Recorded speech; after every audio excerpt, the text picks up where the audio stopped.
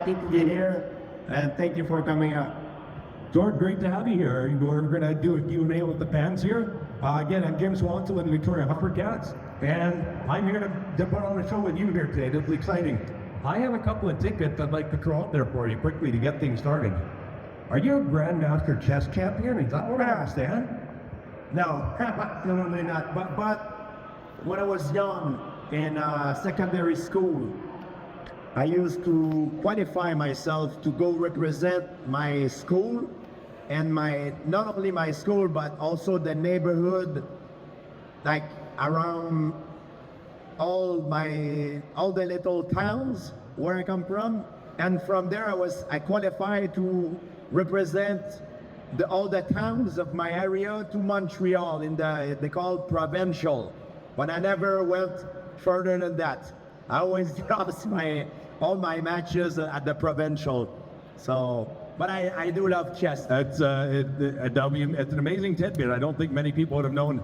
And you also have a deep interest in paleontology. Yes. And dinosaurs. You're big. I'm old, so my dinosaur. No. You like dinosaurs? What is your favorite dinosaur? Oh, I'd be a T-Rex guy because my arms are a little short. Yeah, there we go. All right. Right? Yeah, it's interesting stuff. Why don't we have a seat here? We'll do this. I'd like to present you with a Game Worn Victoria Harbour Cats jersey. Nice. For you to take there. There we go. Victoria Harbour Cats, we get going in a couple of months here, guys. I got my guy Chris right here with me. That's the one fun we got right there. Perfect. George, thank you. And a gift from us to you. I appreciate that. Thank you. Let's have a seat and we'll... And if it's okay, I'll stay standing here. I like to see Stand it is more. great. Absolutely. You guys want me to stay standing? It's better, right? I can see you guys, so it's better like this. There you go. If you don't mind. So we do have the microphone set up for people who want to ask questions. Start to line up, please, if you want to ask George questions. I'm ready to ask him some questions until people are ready to do it. But we'd like to hear from you, the fans. And we're certainly glad to have George here with us today. It's awesome that you're here. You know what? Everybody who comes to Victoria says they want to stay here, live here, move here. So when are you moving here? Listen, I love it. I came, it's my first time here. I've been in BC before in Vancouver, but I was amazed that, you know, I flew, I took a plane from Vancouver and I look, when you look down, when you arrive, it's just very beautiful.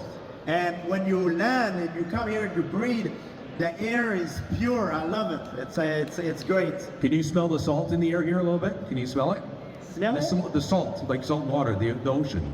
No, you can't smell it? The hair it's like a lot of trees. Yes. It's I like it. Well, we love having you here. I'm from countryside, so I'm not from the city. I'm more of a country guy, and I like it here because it makes me remember where I'm from a little bit. That country guy over there clapping for you right there. There you go. There you go. Where do you live now? I live in the south shore of Montreal. Montreal is an island, so I live on the south shore. I do all my business in the urban area, in cities, but I like the fact that when I'm all done at night, I go back in a quiet place, and that's where I like to live. I believe that. You've been the #1 UFC fighter of all time here right now, right, guys? 26-2, 9 consecutive title defenses. Welterweight, middleweight champion. He came back to be middleweight champion. That had to be very good. Yeah, that'd be a good feeling when he came back out of retirement to win it again. Yeah, I felt that I left on a bad note, and I didn't like the way it ends. And I was like, man, I gotta come back one more time. And if I come back, I need to do something different. Because I've been fighting as a welterweight all my career, but one of the critics that I always had is that I never went in a heavier weight class to challenge a champion, and I was like, now if I have to come back, I'm gonna do something different. So that's why I did. And it was in New York City. I live in Montreal, so Montreal is not too far. My family, my friends were able to come see me fight live, and it was great. I bet it was. The first one was sweet, but I bet that last one was the sweetest one for you. We have some fans ready to ask questions over here. Gord, can you leave that away? We want to hear your name, by the way, too, when you announce. And give us your name and give us your question. George is here for you guys. How many big cheer for George being here, guys? Hi, George. I'm Hannah Solo.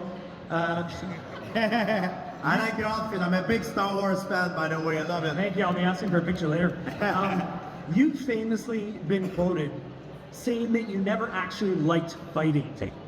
How did you persevere for almost like 20 years in that industry and like stay champion in a sport that you didn't actually like doing? It's a great question. And by the way, it's true. I never liked fighting. I never enjoyed it. I never enjoyed it in a way that, for me, there's no perfect job. And I'll try to explain to you guys the best I can. It's a love-hate relationship for me. There's 365 days in a year. And I love my life. I love it. I have the freedom. I train. I got to practice the sports that I love. I like the science of fighting. I like the camaraderie I have with my training partner. But the worst day of the year for me is the day that I have to fight. Because for me, not knowing if I will succeed or be humiliated or badly hurt is unbearable. It's very, very stressful. And I remember when I was young, growing up in the sport, in the early days, I asked myself the question, am I made for this? Because I don't feel good doing it. I have anxiety problem. I'm scared. And when I was looking around me, all the other athletes, a lot of them, they were like, oh, I'm not scared. I can't wait Saturday night, I'm gonna kick his butt, sort of mentality. And I was thinking, maybe I'm not in the right field. Maybe I'm not made for this. So I start seeking the help of sport psychologists at the time. And I remember even the sport psychologists at the time, I met many of them.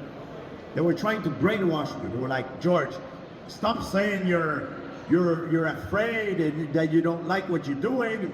You're not afraid, you're excited. And I was like, man, I don't know if it's my English, the problem, but because my English is bad. Maybe it's a language barrier, but I don't feel like I'm excited.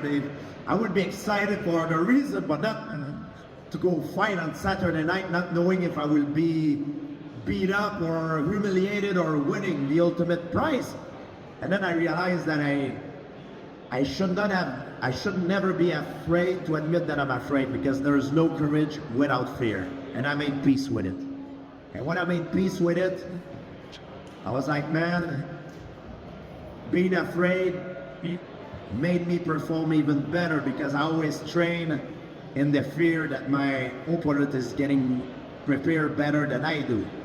So I want to do more than him. So I need that feeling of fear. So even though it's unbearable, it's not a pleasant feeling for me. It's a necessary evil in order to reach my peak performance. And that's how I see it. Thank you, George. Great question. Got a better answer. All right. Next goes out is Brad. And just before that, I think what I just explained could be the same for everyone. I felt that way going into a fight, but let's say for work, you have a presentation to do, you might feel the same way. You might be afraid of messing it up. Or if you're at school, you have an exam, you might be scared of failure. It's normal. When you care about something, it's normal to be afraid of failure, and there's no shame about it. Sorry to interrupt. Please. Brad, go ahead. Hey, George, Canadians love you. So my question to you is, what fighter got under your skin the most? Yeah, Guys, it's a good question. It might surprise you,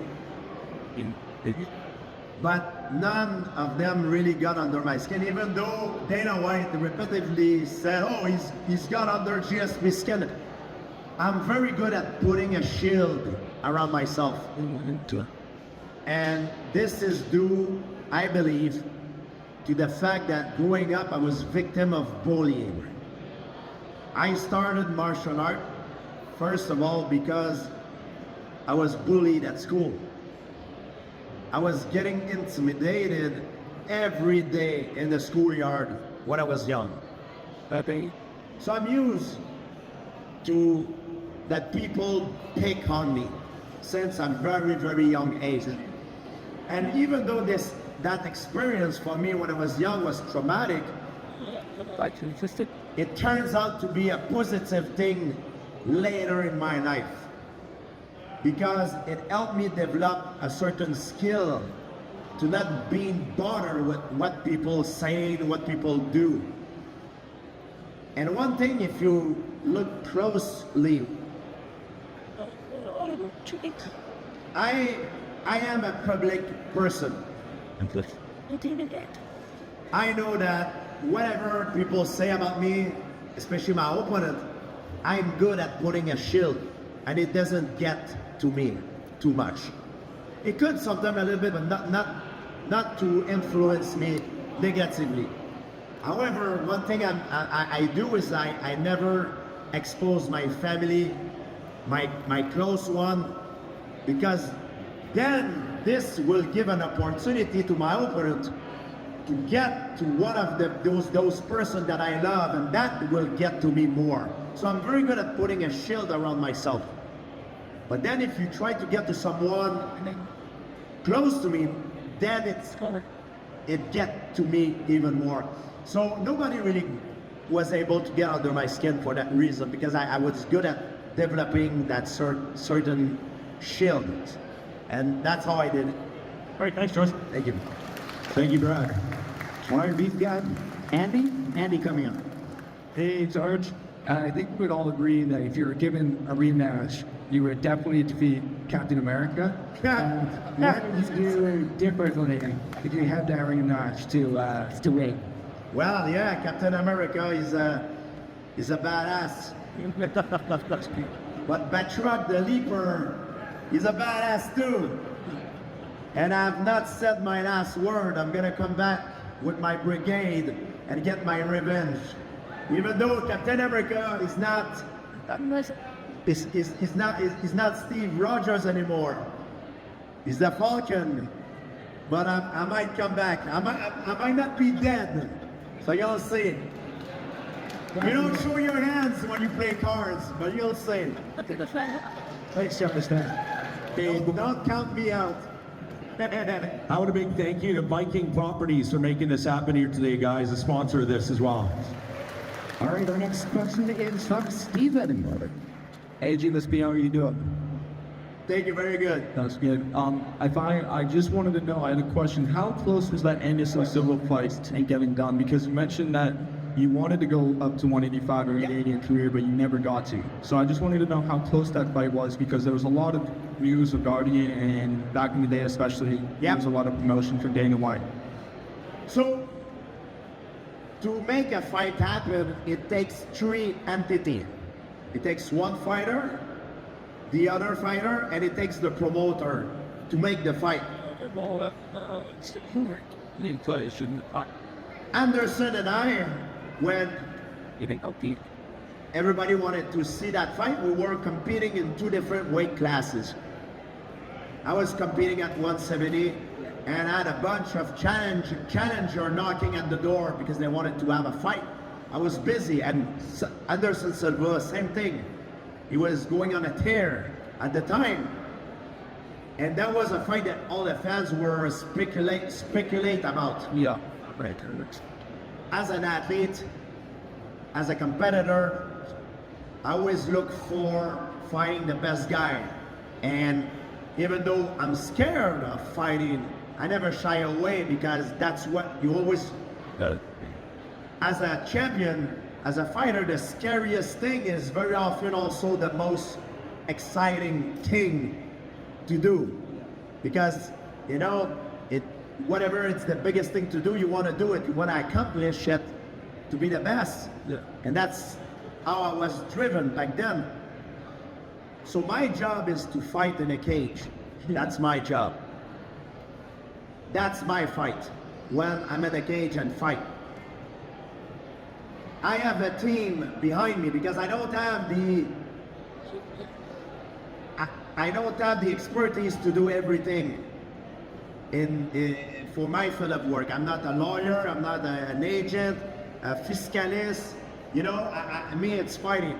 So I have people in my team that I trust that are there to see for the best of my interests. And those people, their job was to fight the fight that is outside of the octagon, the negotiation fight. Yeah. So when we never really had a request for that fight, but it came once it was in the talk. Yeah. And we asked Michael and we asked if we have to do this fight because we have to, after this fight, we're gonna have to come back down to fight again because there's other contender at 170. We want this fight be in a catch weight because we know that Anderson at the time fought in Pride at 170, so he was able to make it. Yeah. To make it. So that was one condition. And at that time also we asked for drug testing. Yep. That was another condition.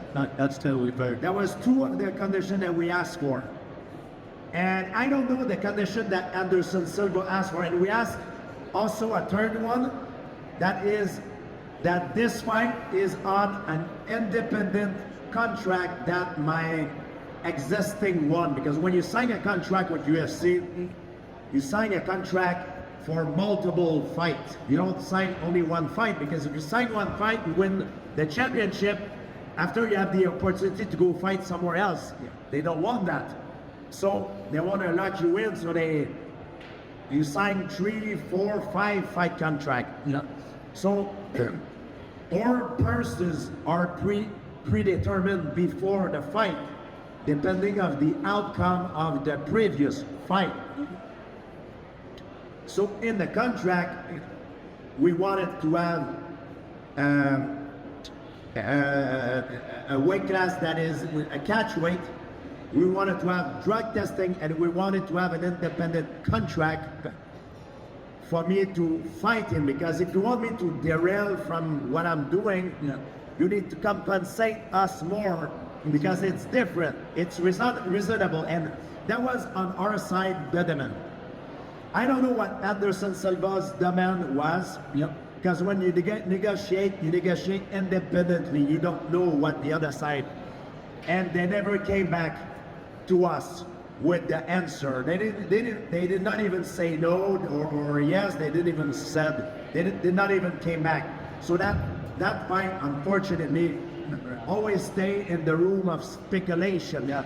And because they're running a business, and think about it. Do you rather have 2 superstars climbing the rank and make money? They make money for your organization, or you rather have 2 superstars fighting each other, one go down and one climb? Yeah. It's more profitable, perhaps, to have 2. It is true. So that might be why they did not came back to us. Yeah, that's the perfect. Thank you so much for your Same time. thing with the Khabib fight, by the way. Oh, Similar situation. I just wanted to ask quickly, with that fight, was that was the same situation you said? It was like, Well, once we were retired, after Khabib retired, like a few months after he retired and I retired, Dana White called me. He's like, would you be interested on fighting Khabib? And I asked him, this Khabib is retired, and I know he said he would never come back. He promised his mother. that's right. I'm like, did he say yes? He's like, yeah, he said yes. I thought it was weird. And it was like a few years after I retired, I was like, okay, let me get back to you then. So I called a friend of mine, Ali Abdelaziz, to see if it's true. Yeah. And then he confirmed to me, he's like, no, it's not true. He's trying, because that's what promoters do. If they want to make a fight happen, they're going to say to one guy, hey, this guy said this about you, and go see, hey, this guy said he's going to kick your ass, blah, blah, blah. So that's how they make a fight happen. That's their job. That's the nature of the business. So me knowing this, I made a call, because I know Ali is a friend of mine. He's Khabib's manager. He used to be very close, so I know him. And he said it was not true. Yeah. So it was just him trying to taunt. Word of mouth. But it was too late. If they wanted to make that fight happen, they should have done it earlier when Khabib was active. And we publicly told the UFC we were interested with that fight, but they didn't consider it. Because at that time I just retired, and that was the only fight why I would have come back for. And they were making a lot of money with Khabib. It was not worth taking a risk to make Khabib fight a guy who's retired and knowing that after the fight he's gonna go back to retirement. Then when you have a star that after Conor McGregor's fight, Khabib became a very big star, and especially for Middle East fans. Certainly good. So he was helping the company to grow in that part of the world, and that's why I think it never happened. Thank you so much. Sorry, it was a long response, but I wanted to explain. I appreciate you so much for your time. Thank you. That's right, great. Just to set the stage, we got a little more than 15 minutes left here, is what we've got with George's schedule. So as you can see, the fight business, it's complicated. It's not only in the cage. It's like a chess game, and sometimes you have to say something to do it. Like, that's the nature of the business. And I was very lucky if I was successful in my career, not only because of the help I got from my coaches in the cage, but also because of the people that work with me in the management team outside of the cage. This is very important too. Yeah. So we've got Chris. Hi, I was wondering, what's your top 10 fighter list, including yourself? It's a great question. It's very subjective. In combat sport, you only speculate.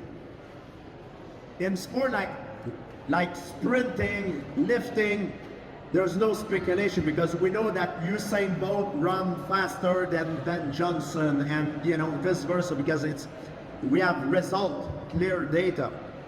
In combat sport, we don't have that. So for me, my top 10 would be Royce Gracie.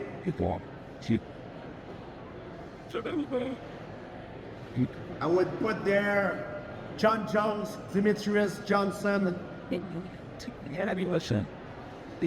I would put, there's so many good guys. Volkanovski, Khabib is there. I could put McGregor there because he helped the sport to reach popularity to a different level. He did a lot for our sport. I could put there Fedor Emelianenko, next Anderson Silva, BJ Penn in his prime was like a freaking nightmare. There's a lot of guys. There's a lot of guys that I could. It's all subjective, and the truth is, that's what people sometimes don't understand. In hockey, we say, "Oh, this team is better than that team," but that doesn't mean this team will always win. Maybe it will win most of the time, but the same thing with fighters. Even if this fighter is better than this guy, that doesn't mean in a fight he will win. To win in fighting is the same thing in hockey. The team that wins the game is the team that play the best the night of the game. The fighter that wins the fight is the fighter that fight the best the night of the fight. So even if you're the best, doesn't mean you're invincible. There's people sometimes that can crack the code and get you when you zig when you should have zagged. And this thing happens very often. Thanks. Sure. You have Jeremy coming up next year. What an honor, George. In retirement, at least as you like moments, can you share a bit about your training plan, your routine? Zone 2, VO2 max, cross training, MMA, kickboxing, and how do you cycle that could be here? Anything you can share about your current training plan? What, after I retire? After you retire, yeah. So after I retire, I have one general rule for you. To everybody that listens to me, because nobody escaped the laws of thermodynamics. I try to burn more calories that I put in. That's it. That's my rule. And I work out. I train very hard. Not because I want to be the strongest man in the world, it's because I want to stay healthy. And I love it. It's therapeutic for me. So that's my rule. It's very simple. It's mathematic. It's you try to burn more than you consume. If you want to be healthy, I think that's one of the rules. And it requires commitment, discipline, but it is what it is. And that's what I believe. Yes, thank you. And we've got Zach coming up next. My man, one honor. I got 3 quick ones for you. Beside your fight with Matt Hughes, the first one, which fight were you more nervous for? And which fight would you most like to redo? And for the Anderson fight, are you disappointed that never happened or just kind of whatever? Yeah, I'll start with the last one. I'm disappointed a little bit that the fight with Anderson and Khabib and all these guys, in the heat of the moment, it did not happen. It's okay because you're so busy and you take whatever challenge. But looking back, I think I know how big it could have been. I wish it would have happened, but these 2 fights would have been legendary, like Silva, St-Pierre, or Nurmagomedov, St-Pierre would have been great. But it is what it is. You cannot go back in the past.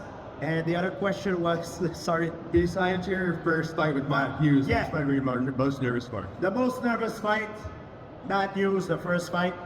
I would say the second most nervous, it was my comeback fight in Montreal against Matt Serra. And also the fight with Michael Bisping in New York, I was very nervous. But the number one in terms of nerves was my first fight with Matt Hughes that I lost. Was my most nervous fight. And one of the fights that I would like to do again, there's a few one that I look sometimes like, man, I should have done this, but BJ Penn won, very close fight. Jake Shield, Johnny Hendricks, very close one. These are the fights that I look and I know I can do better. I wish I could, but it is what it is. And then, Cheap. that's the beauty of the sport. Because if we would always know what would have happened, it would be boring. So sometimes people have great performance, sometimes you have lower performance. But these are the fights that when I look, or all of the fight, when I watch them, I'm like, man, I'm very critics about myself. I should have done this. Why? What was I thinking? And you know what? But it is what it is. And I'm very happy it turns out good for me. Awesome. At the end. Thank you, man. Thank you. Thanks, Zach. How great is this, everyone? These answers, these questions. One of Canada's greatest ever athletes, Gretzky, Christine Sinclair, Thank you. GSP, right in that group, absolutely. For my money, you're number 1. We've got Kaze. Hey man, I'm a big fan. I've been putting some time in the gym. I'm a younger dude. I love the striking and all that, but GSP, I keep getting dragged to the mat and tapped out. I need some advice. How do I keep these guys off my legs? First, you need to control the distance. You want to always keep your opponent at the end of your punches if you don't want to go to the ground and if you want to hit him with the maximum power you have. So when he comes forward, you go backward. When he goes backward, you maintain a forward pressure. That's the idea. That's the rule number 1. If he pass that line and he get close to you in the clinch, now you have to rely on your wrestling skills. And there's no other way to get those skills than to work on it in the gym. So go work on it, man. Let's go. Thank you. Sorry, the real answer is not sexy. It's freaking hard work, the dedication. There's no way around it. You can do it. I believe in you. Our next question out is there. from Jacob. Jacob. Hey George, I just want to say thanks for coming with Viking Properties. It was great taking pictures. I just want to ask, Thank you, Viking Properties, for letting this happen, guys. a non-fight related question. What are your thoughts of the recent discoveries on the pyramids using LiDAR technology? Yeah. Wow. This is a subject that I'm very interested in. I mean, from the data that has been shown,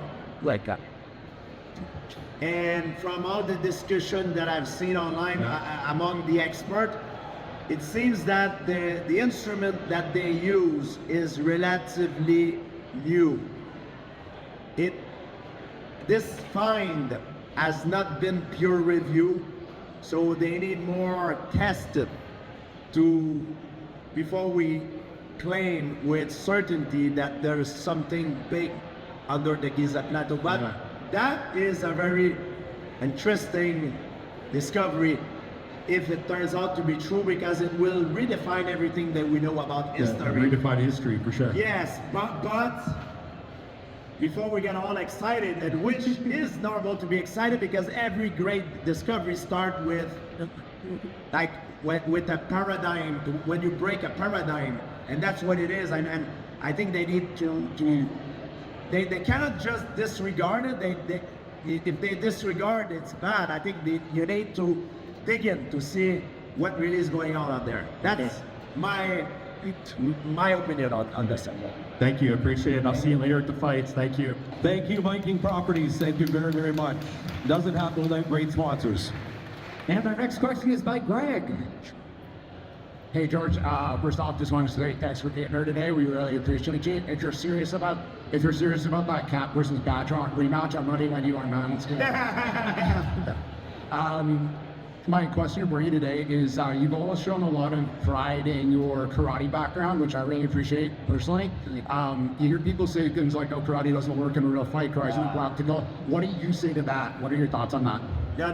Karate is a very strong and efficient martial art and combat sport. It really, really works. Every combat sport works. Every technique of every combat sport works. It's just how you use it. And karate for me it's my base. That's how I learned how to control the distance and close the distance. So for me, it's my bread and butter. That's the most important martial art I have in me. It's karate, and it suited my style perfectly. But everything is important. Every martial art has something that you can learn from and take and put it in your put it in your pocket, so to speak. Us. Our next question is by Mike. Hey George, do you remember this? It was a Sunday at the Montreal Wrestling Club. Yes. So I used to babysit Victor's son David and Vicky because he didn't trust anyone. He just immigrated from Russia and they moved to Thunder Bay and they didn't trust anybody. So I used to babysit Vicky and David, and then Gia claims, I don't know if it's true or not, when we went to Georgia for wrestling, he said he came to Montreal because of me. I don't believe it. Anyways, another thing. I watched your second fight with DJ Penn, and you beat the crap out of him. And the scary thing was, I was surrounded by all these Americans that I got one. I mean, and they're gonna kid the shit out of us. They were fine. They were, holy hell, this George is so good. And you're like, yeah, thank God. Anyways, we had all these UFC guards of Canada. Anyways, we got through it. They didn't do anything. They went, holy crap, these guys get. Thank you for your support, man. I really appreciate it. Yeah. The wrestling club in Montreal is a place that I train, and I still train there up to this day. I was there last week. It really helped me. All the guys there, they're a stud, and they really helped me for my car. Another thing, Steve Bernal's, right? Do you know Steve Bernal's? Yes. So I think he said he met you there at the Montreal Wrestling Club. There's a lot of people that I met. I can't remember when and where, but yeah, it's very, very possible. Yeah. Anyways, nice talking to you. Thank you. Enchanté. Enchanté, merci. I love his Expos hat, huh? You an Expos fan back in the day? Yeah. I hope they bring them back. Right. Yeah. I'm a baseball guy. You're bringing up the Expos. There you go. We've got Jason coming up next. I'm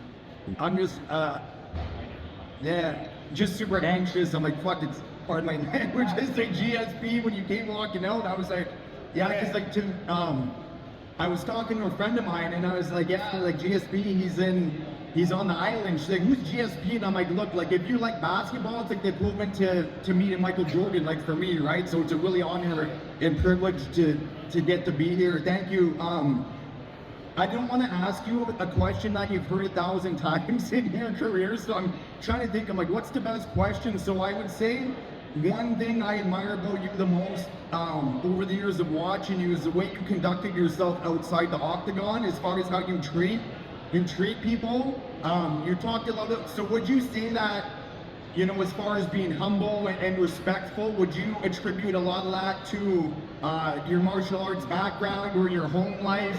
And my second question would be, because you have pretty humble beginnings, right? So when you blew up and you were kind of like GSP, how important was it for you to practice, you know, humility and not letting your ego get in the way? And I know when you fought Matt Serra the first time, I don't want to make you relive that, but how important do you think that loss was for your career, as far as getting over that mental hurdle? Well, a few things. I always try to stay authentic to who I am, especially nowadays with the social media. We didn't really have that back then when I was competing. I mean, it came out very late in my career. So it's another way to promote yourself. So back then it was through the media that we used to do all our interviews and, you know, say what we had to say. I always thought the best way for me was to stay humble and stay authentic to who I am. I'm not playing game. Nowadays it's different because you see guys sort of create a character because of social media now. You can say something that goes straight to the public like in 2 seconds. We didn't have that back then. It was a different era. So guys use those platforms to promote themselves. As when you see Conor McGregor, he's authentic because he is like who he pretends to be, and he's very good at it to talk and promoting fight. He's the best at it. He's like the Wayne Gretzky of fight promotion. Yeah. But there's guys that are not authentic, and it shows up when you're not authentic. So I always try to stay authentic to who I am. And when you talk about losses, Yeah. What is the case? I have 2 losses in my professional career, but I have a lot of losses before that. People don't know because they never heard of it. And I'm sure it's the same thing for any great athlete. They never start right away by being successful. It requires a lot of work. Before I get to the level that I obtained, I had to go through a lot of ups and downs and getting beat up in the gym, being humiliated. So I had a lot of losses. It's just that those losses were not public. But every time I had losses, like especially professional losses, there's 2 things that can happen. You can lose all your confidence and giving up, or you can take that and use that as a tool to improve and get better. And the way you do it is you need to analyze and find out the reason why you lose. And when you find out the reason why you lose, you make sure to never make the same mistake again. That does not mean you will never lose again. That just means that you will never lose again for the same reason. So a loss, it's not really a loss. A loss is just a way that it helps you to improve and get better. You know, I think it's Einstein says, it's not that I failed, I only found one way that it doesn't work. And it's, for me, the same thing. George, just quickly, one more question. Who was your favorite guy to train with? Correct me if I'm wrong, but did you not train with Jake Shields after you fought him? Yeah, I trained with a lot of the guys that I fight. I've trained with Jake Shields, Dan Hardy. I trained with a lot of guys, a lot of guys that I fought that I trained with, and it's great experience. A lot of them we became friends. Right. Hey, thank you so much for your time. Thank you. Thank you for your questions. We got like time for one question here. I'm sorry, those behind. So George, we're a couple minutes away I from you. can rapid fire my answer. Okay. So, All right. We will go here. You're the boss. You're the boss. You could probably beat me out a little bit. So. Hi, George. Big fan. Me and my friends used to get together and watch all your fights, and one of my favorites is when you beat John Fitch. I was wondering, what is your favorite fight? My favorite fight, I would say, I have three that comes right to mind. My first win against Matt Hughes. Yeah. My first world title. My win against Matt Serra, because I overcome a lot of obstacles and it was in Montreal. And my win against Michael Bisping, because it was a beautiful finish. It was. In New York City, like in a different weight class, it was, you know, for me in history. Thank you so much for coming out. And thank you, Vikings and English Property Vikings. Viking Properties, thank you very, very much for that. Oh, we're gonna squeeze one in, Francis. Salut, George. We'll rapid fire it. Let's do it. On va faire ça vite. Kickboxer, wow, ça va s'arriver, puis tu vas revenir dedans. Ils sont en pourparlers avec mes agents. Je me croise les doigts et moi ça m'excite. Le projet m'excite. J'espère bien. Cool, merci. Thank you. Merci. Oh, one real quick. What's your name? Josh. We've got a Josh, and you're going to be our last one here. Yeah, I just wanted to speak to. I just wanted to speak real quick to someone who's been bullied in elementary and junior high, and the importance of getting into mixed martial arts. And I just wanted a few of your thoughts about putting your kids in martial arts to be able to stick up for themselves, to defend themselves. I think when you talk about bullying problem, I think for someone who's victim of bullying, the big problem for a lot of the kids is a lack of confidence. And growing up, I remember when I look at myself in the mirror when I was young, I didn't like what I used to look. I didn't like what I used to see in the mirror. I didn't love myself. But I fall in love with who I could become. And I didn't know, I'm not talking about being a champion or fighter, I'm talking about a person that I could become. I use martial art to build up my confidence. And when I was a kid, I lacked a lot of confidence, and that's why I was a victim, because bullying, they always go after the weak. And when I was young, I was very weak. I couldn't even look at people in the eyes. I was walking like this. I mean, what martial art did for me, it changes me from the inside out. It teaches me to stand up straight. When I shake someone with a firm handshake, and I talk to someone, I look at them in the eyes, and it changed the way I carry myself. I became confident, and that's how bullying stopped. I wish I could tell you it's because I beat up all the bullying, but that's not how it happened. It would have made a great movie, but that's not how it happened. A few times, yes, I had to fight, but most of it happened over a long period of time because I became someone different, someone more confident. And I think kids who are victims of bullying, in order to boost their confidence, they need to learn, they need to find out what they love, what is their passion. It could be art, music, hockey, whatever it is. Put your kid into something they love so they will develop confidence, self-confidence, that will help them to carry themselves through their school, through their activities. It will change them. And just by doing that, it can change the life of a person, to build up confidence. Thank you. How inspirational is that, everybody? George, thank you very much. Thank you. GSP, everybody, GSP, GSP, GSP. Absolutely. Absolute pleasure to have you. We're so proud for you to have that as the Victoria Harbour Cats. Again, I'm Jim Swanson for the Victoria Harbour Cats. We get going in a couple of months, but this has been fantastic to be here. Check out all the booths. Thank you to Viking Properties. Awesome that you guys made this happen. Stop by their booth in particular and say thank you to them. GSP, everybody. Thank you, and I'll see you guys at the booth. I'll see you guys soon. Yeah.